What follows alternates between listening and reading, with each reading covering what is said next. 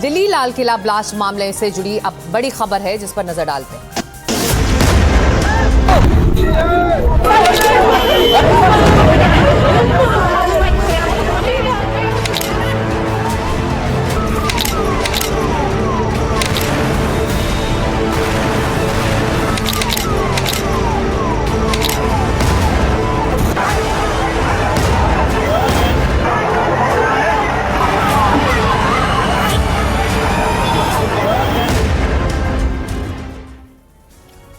तो दिल्ली लाल किला ब्लास्ट मामले में ये बड़ी खबर है। एनआईए ने पटियाला हाउस कोर्ट में चार्जशीट दाखिल कर दी है। एनआईए ने 7,500 पन्नों की चार्जशीट दाखिल की है। चार्जशीट में 10 आरोपियों के नाम शामिल हैं। डॉक्टर उमर उन नबी मास्टरमाइंड बताया गया है। ऑपरेशन हेवनली हिंद का खुलासा जांच में हुआ है।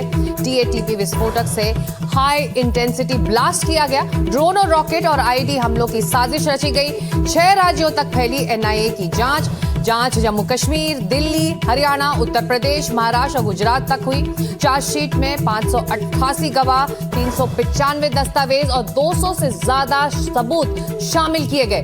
धमाके में खतरनाक टीएटीपी विस्फोटक इस्तेमाल हुआ। जांच में ड्रोन और रॉकेट आईडी साजिश का भी उजागर हुआ है। तो बड़ी कामयाबी और गहन तफ्तीश के बाद अब 7,500 पन्नों का चार्जशीट एनआईए ने दाखिल किया है। पटियाला हाउस कोर्ट में ये चार्जशीट एनआईए की टीम ने दाखिल किया है। तो लाल किला ब्लास्ट मामले से जुड़ी ये इस वक्त की बड़ी खबर है। रेड फोर्ट कार बम धमाके में 11 लोगों की मौत हो गई थी। कई लोग गंभीर रूप से घायल हुए थे। चार्जशीट में 10 आरोपियों के नाम शामिल थे और उसमें डॉक्टर उमर उन नबी मास्टरमाइंड बताया गया है। आरोपी अकीज और अगूफ से जुड़े पाए गए हैं। तो चार्जशीट में तो क्या क्या बड़े खुलासे हुए हैं इस चार्जशीट में, आपको अब विस्तार से बताते हैं।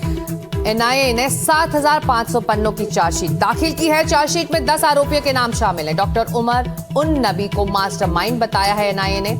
आरोपी अकीस और अगूस से जुड़े पाए गए हैं। जांच में ऑपरेशन हेवनली हिंद का भी खुलासा हुआ है।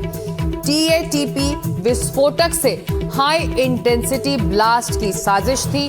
ड्रोन, रॉकेट, आईडी हमलों की साजिश थी।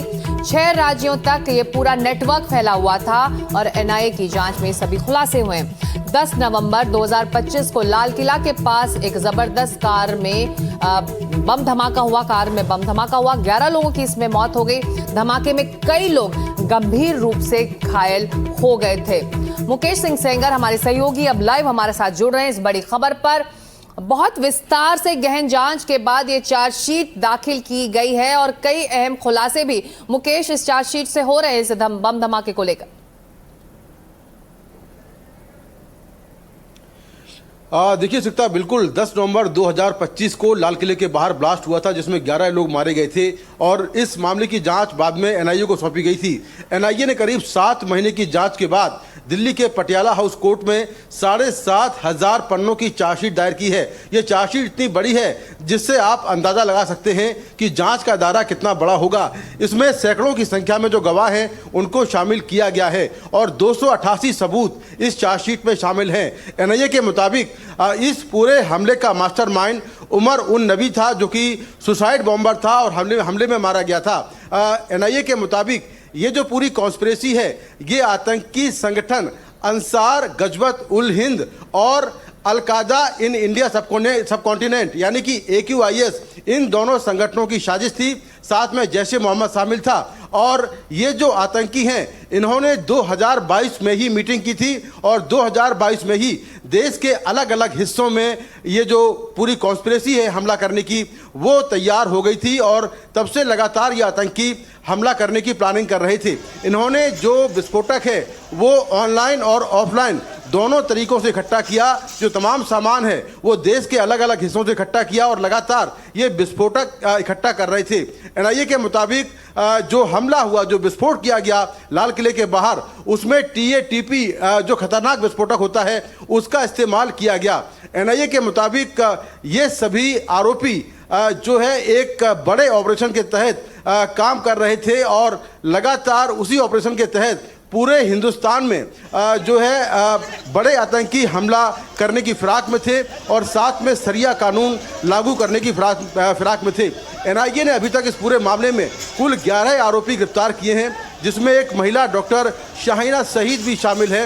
हालांकि एनआईए ने अभी केवल 10 आरोपी जो हैं उनके खिलाफ पटियाला हाउस कोर्ट में चार्जशीट पेश की है और एनआईए के मुताबिक बहुत जल्दी ही इस केस में जो बाकी आरोपी हैं उनके खिलाफ भी सप्लीमेंट्री चार्जशीट कोर्ट में दाखिल की जाएगी।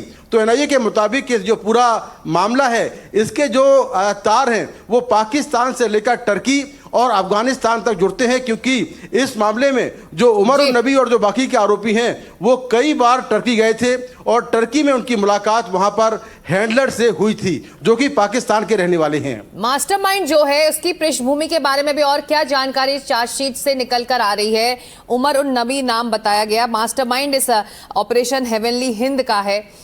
तो ऐसे में इसके बारे में और क्या जानकारी इस चार्जशीट से निकल कर आ रही है मुकेश?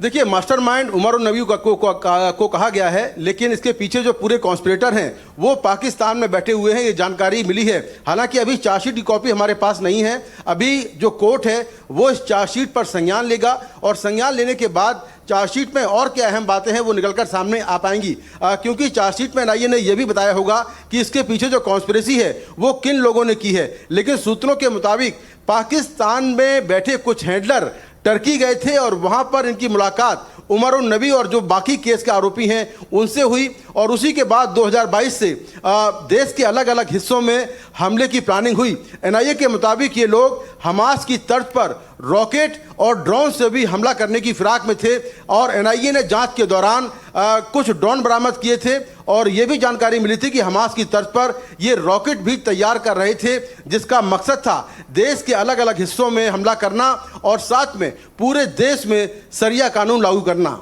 जी, आप हमारे साथ बने रहिए मुकेश, हम लौटेंगे आपके पास। एक और अपडेट हम ले लेते हैं। जलंधर में इस वक्त बड़ी खबर आ रही जलंधर से। बीएसएफ कैंप के बाहर आईईडी ब्लास्ट का मामला बताया जा रहा है। आईईडी ब्लास्ट का आरोपी गिरफ्तार हुआ है, पंजाब का रहने वाला है आरोपी, ऐसा सूत्र बता रहे हैं। सिम कार्ड के जरिए किया गया आईईडी ब्लास्ट। आईईडी में आरोपी ने अपना सिम कार्ड लगाया था, फोन करने के बाद हुआ था ये आईईडी ब्लास्ट। पाकिस्तानी आतंकी शहजाद भट्टी है मास्टरमाइंड, विस्फोटक देने वाले आरोपी की अब तलाश जारी है। तो जलंधर में बीएसएफ का जो एरिया है उसके ठीक करीब ये बड़ा ब्लास्ट हुआ है। पंजाब का रहने वाला है आरोपी और बीएसएफ कैंप के बाहर ये आईईडी ब्लास्ट का मामला बताया जा रहा है।